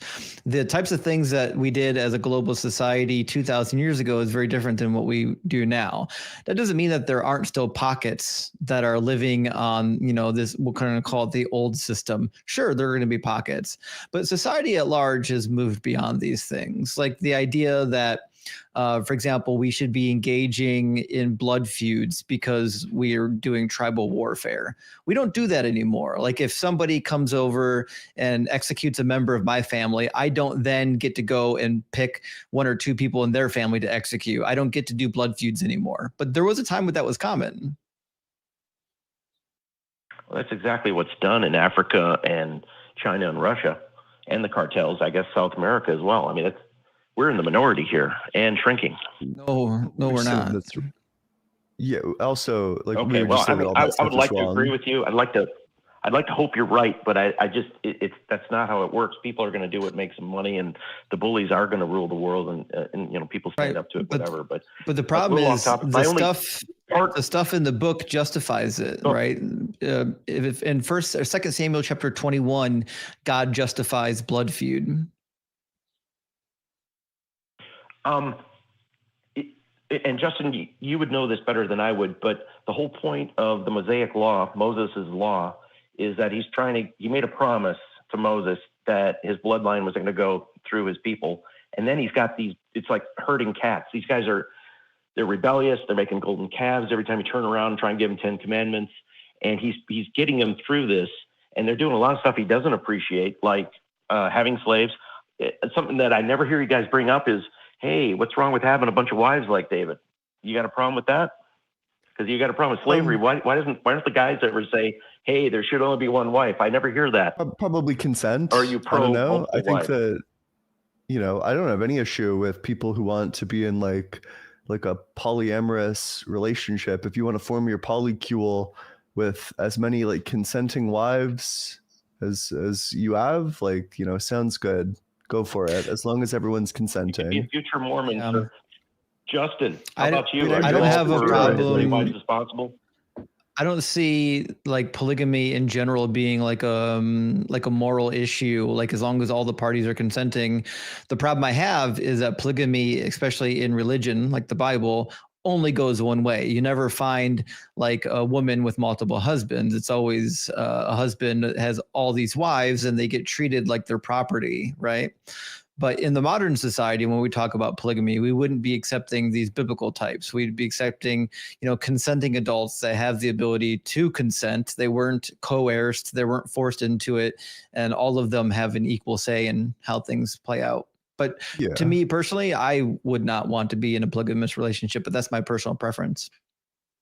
Yeah, I don't know. I mean, yeah, it always turns into the guy wants multiple women and whatnot. It's never the women want multiple guys just because they have lower sex drive. That's not true. Biological. This is you're clearly not like someone who's like a millennial or Gen Z, because I feel like it's like pretty common that it goes the other way around.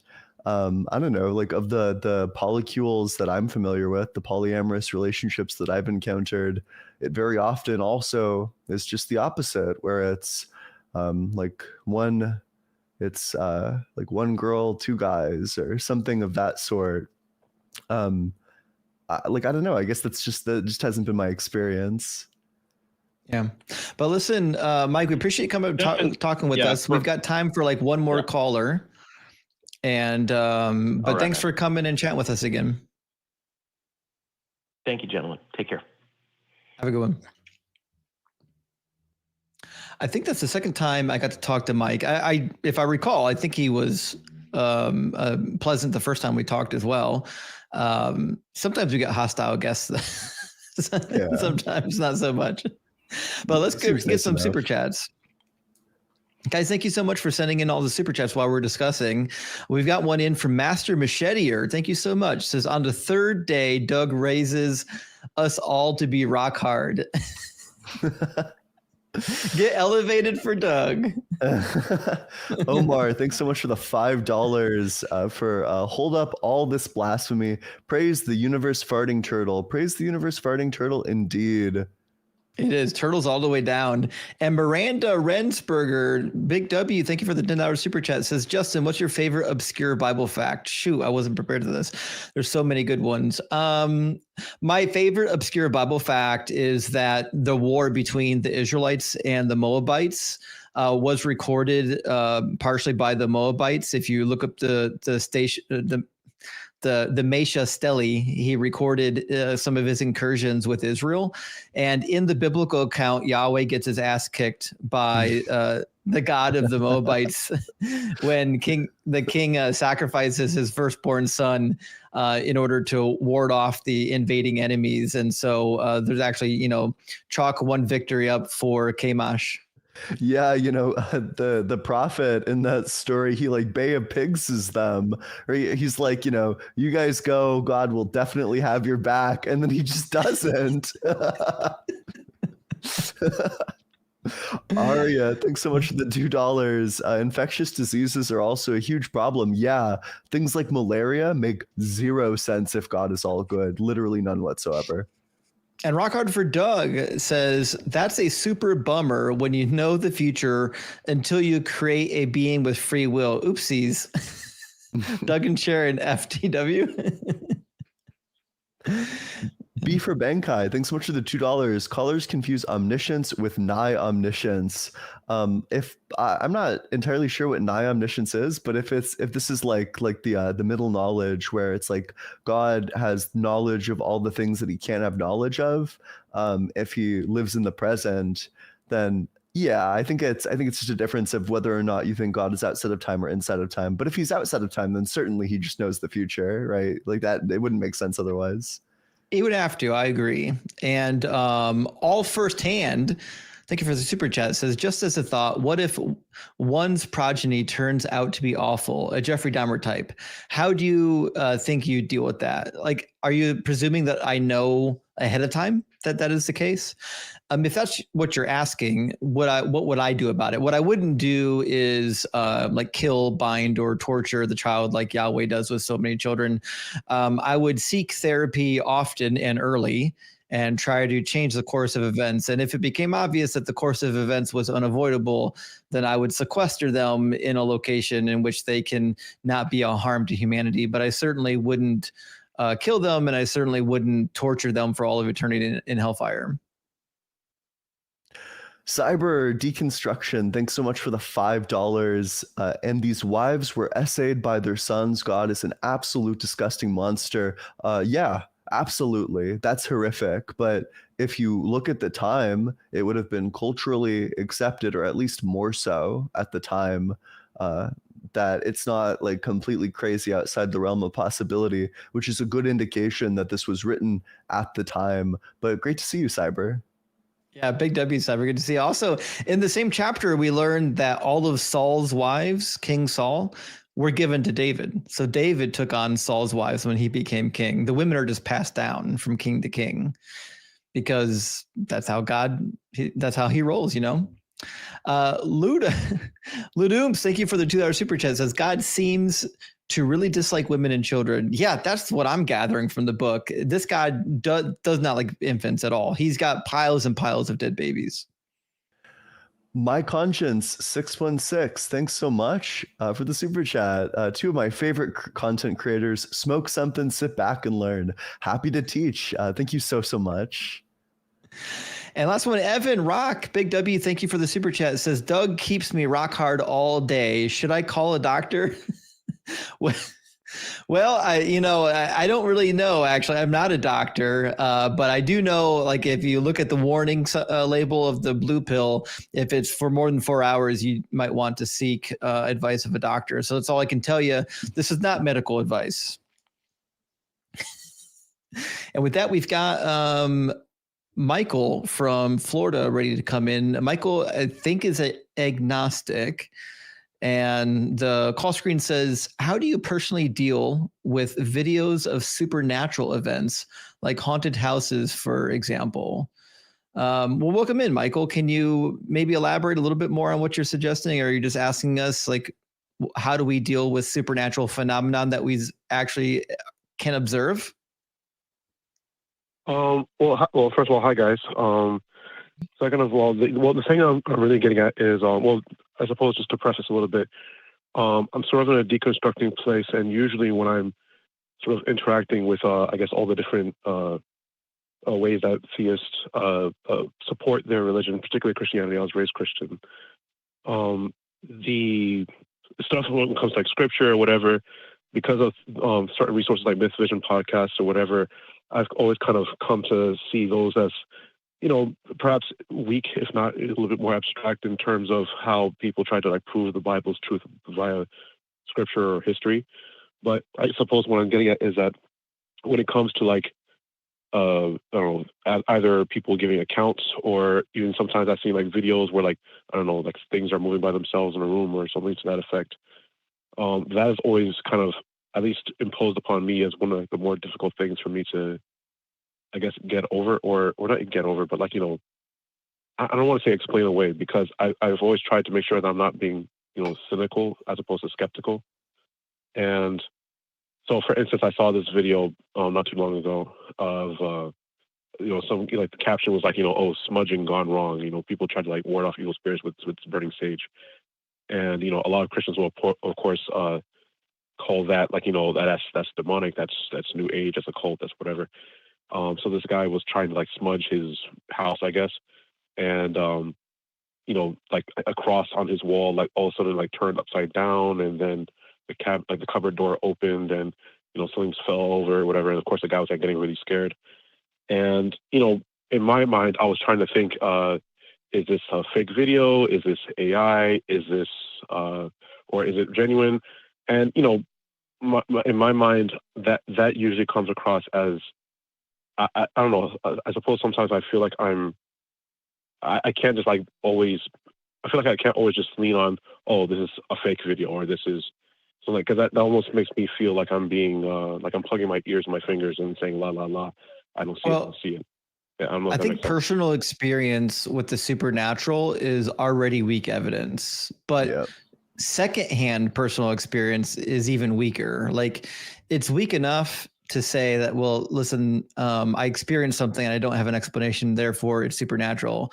I think it's one step removed from weak to say, well, I know a guy, something supernatural happened to him that was unexplainable. It's even weaker to say, I saw a video of a guy that I don't even know that something happened to them that seemed supernatural because there's no explanation for it. So like, we're 3 steps removed from even like a bad justification for a belief.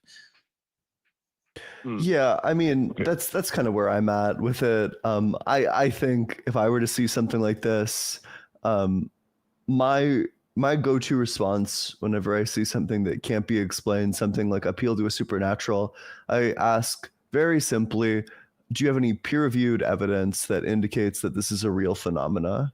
If it's a real phenomena, then it should be studyable. And if it's common, then it should be studyable, right? Like, we should see credible sources. We should see these accounts coming from people who aren't like already a part of the religion. I'd be willing to bet that if you dug into the actor or the producer of any of these videos, if you follow the money, you will find that it is funded by some like pro-Christian, pro-theist, pro-spiritual group.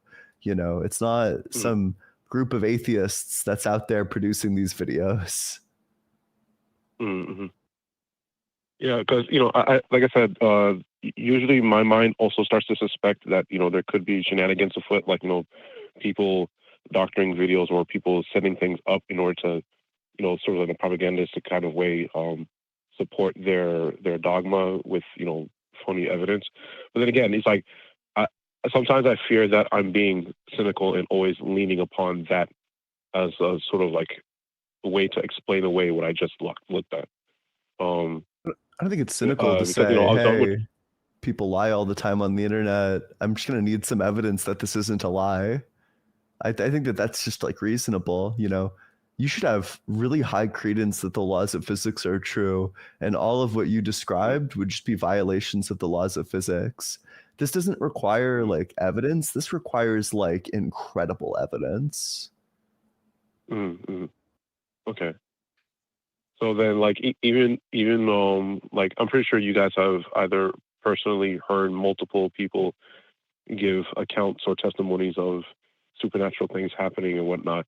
So is that usually where is that kind of the baseline where your mind goes? It's like the request for evidence or the demand for evidence, like strong evidence to substantiate what they're saying.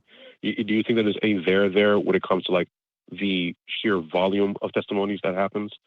That goes on with supernatural events? So Hello? I'd approach this like a couple of different ways. So the first thing to know about like spiritual experiences is that they're culturally dependent. People who are Hindu experience Hindu gods. People who are Buddhist experience like Buddhist experiences. People who are Christian experience Christian experiences. The experience that you get is going to align with the culture that you reside in and the things that you already believe. That holds true to near-death experiences as well. The second thing to know is that spiritual experiences involve activation of a part of the brain that's literally associated with auditory hallucinations in people who have like schizophrenia, for example, or like temporal lobe epilepsy. Additionally, some people have literally given themselves like schizophrenia from believing in these and like focusing so much on their religious experiences. There was this one case of an individual, I think he was in like Latin America, but he prayed for his father to get better from a disease, and his father did get better. So he formed a connection in his mind between his act and his father getting better. And he spent so much time focusing on it that he developed clinical schizophrenia. You should just have like really high credence that spiritual experiences are naturally explainable. There's also certain like philosophical arguments that I'm privy to. Say that God causes these spiritual experiences. If God's outside of time, he can't do that. Prior to God causing a spiritual experience, he wouldn't hold the belief that he has caused the spiritual experience. But after he causes the spiritual experience, he would hold the belief that he caused the spiritual experience, which means that God goes from not believing that he's caused the spiritual experience to believing that he's caused the spiritual experience, which would just be a change. And if you're outside of time, you can't change. So I guess, I don't know, that's like kind of a wide variety of ways I might respond to spiritual experiences. Okay, because I know, well, this is many months ago, I called Atheist Experience about, I guess, my struggle with, people like, I'm not sure if you heard of Dr. Richard Gallagher. He wrote the book Demonic Foes, where, he's a board-certified psychologist, and he's, talked about, like, he's pretty much made a career of talking about how he accompanied exorcists, like Catholic exorcists, and like, unexplainable events that he is sure is proof of demonic possession. And, he talks about how they would always, like, he as a psychologist would always like confirm that these people are not just merely affected or afflicted by a psychological illness or condition, so that, it could then be confirmed that, okay, something actually spiritual is going on here. And of course, the kinds of proofs usually were something that I think the Catholic Church. Not that I wasn't raised Catholic, but I'm just speaking to what he said. How they cite certain things as proofs of demonic presence, like hidden knowledge or supernatural strength or whatever. And I suppose hidden knowledge was usually one thing that seemed to like really show that there's something really genuine happening. But then something that I came across, I was kind of going on a rabbit hole looking at videos about like people either trying to debunk tales of demonic possession, people affirming it. And then I came across a YouTube video from the channel, the Ren Veer Show. I believe it's an Indian man. Before you get too far along on a new topic, I think the demonic possession one's actually kind of important. And I'll tell you why, because I've never seen, and as far as I know, there's never been a documented case of an atheist being possessed by a demon or a spiritual entity. Every person who's ever been demonically possessed or spiritually possessed was a believer somehow in a religion or in these particular entities, right? So it seems to suggest that these are psychological phenomenon. And I think this is a really good example of this type of a thing is Jerusalem syndrome. It's this really interesting syndrome where people are so overcome with religious conviction upon making a pilgrimage to Jerusalem that they begin to believe that they are manifesting as some sort of individual from the Bible. The most common is Jesus. A lot of people, about 100 people a year, are hospitalized with Jerusalem syndrome, believing that they are the reincarnated Jesus once they get into Jerusalem. But this never happens to atheists. It only happens to people that are participating in these religions. So if I saw that there were cases of atheists, people who like grew up in Buddhist China, that were found themselves possessed by demons of the Christian variety, then I'd be like, well, this is really interesting. But we don't really see that. Yeah, likewise, right? Like if I saw like a report of like a Buddhist monk in like the 200s who underwent a possession and said stuff about Jesus, a person he's never heard of before, damn. maybe that would be good evidence, although maybe it wouldn't be because it would be from like 200. But, you know, if there's like truly it was like well documented, like, damn, that would be good evidence. There's nothing that's even in the same galaxy as that, though.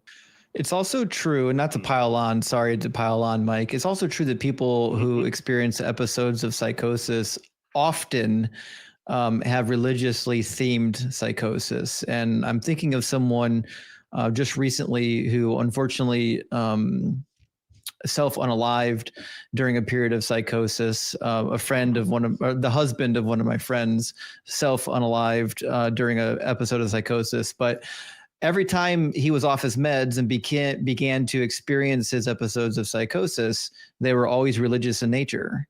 And that is very commonly, that's a very common thing to happen. And I think Ian has mentioned it before. There's a really big correlation to people with front temporal lobe abnormalities and people who have religious incursions. Okay. Well, you know, that was one of the things. I know one thing you guys mentioned earlier about how spiritual experiences are usually very culture related.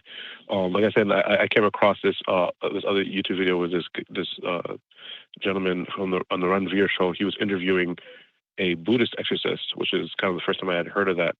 And like a lot of the things that he was saying sounded very similar to the Catholic gentleman that I mentioned earlier.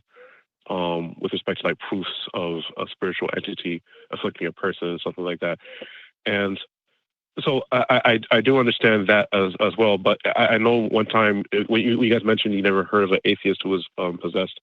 There was, I forget his name. Well, but like there was a gentleman. Buddhists don't like believe in demonic possession like maybe you think. It's like Buddhists are generally like non-theistic. Right. But I know when you mentioned that you never heard of an atheist who was possessed. There was a gentleman, I forget his name, but he was doing a web series, I think, or a TV show where he was kind of going around the world, kind of like proving the ridiculousness of different religious claims or whatever. Like he even went to like a football team, I think in Australia, that believed they were cursed by African shaman, and then he underwent like the ritual to undo the curse, but then the football team still lost anyway, or things like that. And then I think the last person he went to was the I suppose semi-famous exorcist Bob Larson.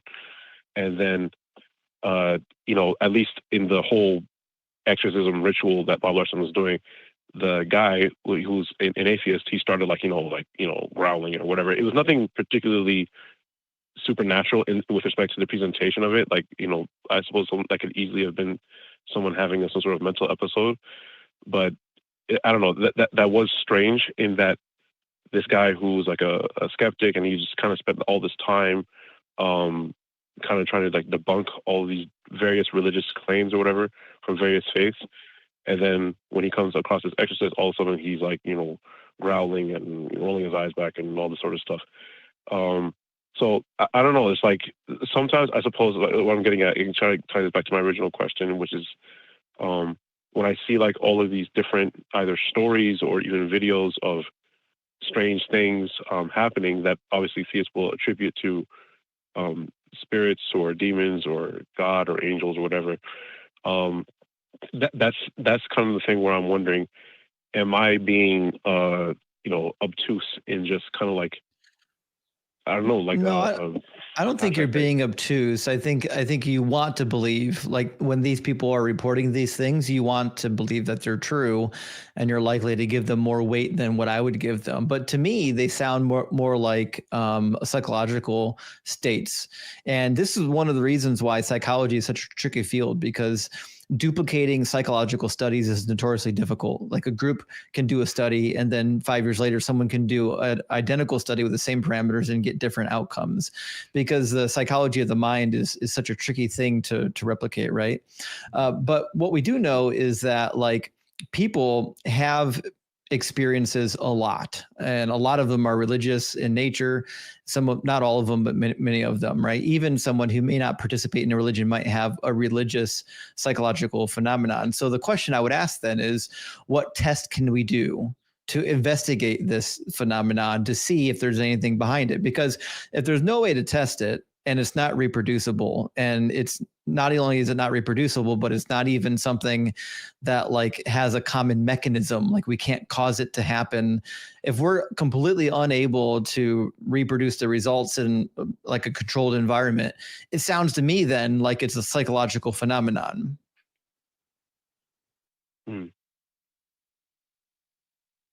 Okay. All right. But I guess that's all I have to say about that. Okay. Yeah. And we're kind of running up on our time limit. Unfortunately, we can't talk any longer, but we appreciate you coming up, Michael. All right. Thank you. Cheers.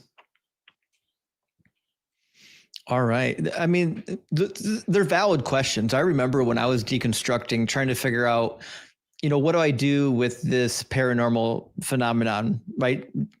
And it's hard to know when you're in a religion and you're trying to figure out what's true and what's not true. You try to hold on to everything you can. And sometimes you're like, well, shit, these sound like they're legitimate. Can I hold on to these? And I think the best answer is no, you shouldn't. Yeah.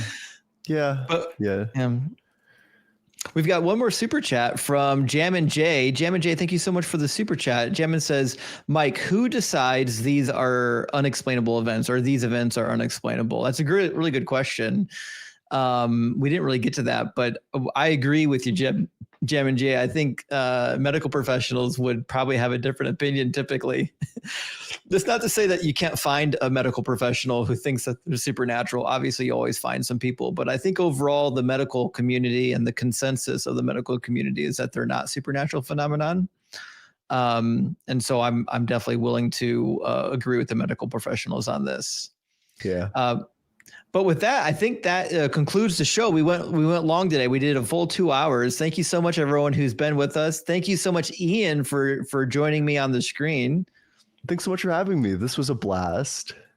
Absolutely. And guys, make sure you're following Ian on TikTok and on YouTube. Just Google/YouTube/TikTok, allegedly Ian. He's the only one. He's one of a kind. You'll find him. Yeah. And if you don't already know my face, you can find me at Deconstruction Zone. So thank you so much for being here, everyone. It's been a pleasure. We'll see you next week at 4:30 p.m. Central Time or 5:30 Eastern Standard Time on the Atheist Experience. What will it take for you to start opening your eyes, to start questioning the bullshit everyone around you buys?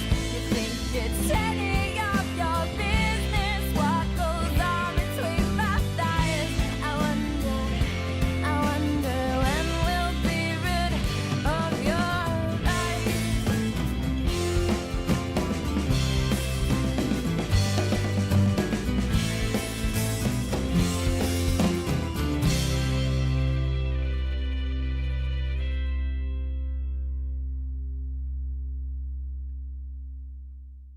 Watch Talk Heathen live Sundays at 1 p.m. Central. Visit tiny.cc/YTTH and call into the show at 512-991-9242 or connect to the show online at tiny.cc/callth.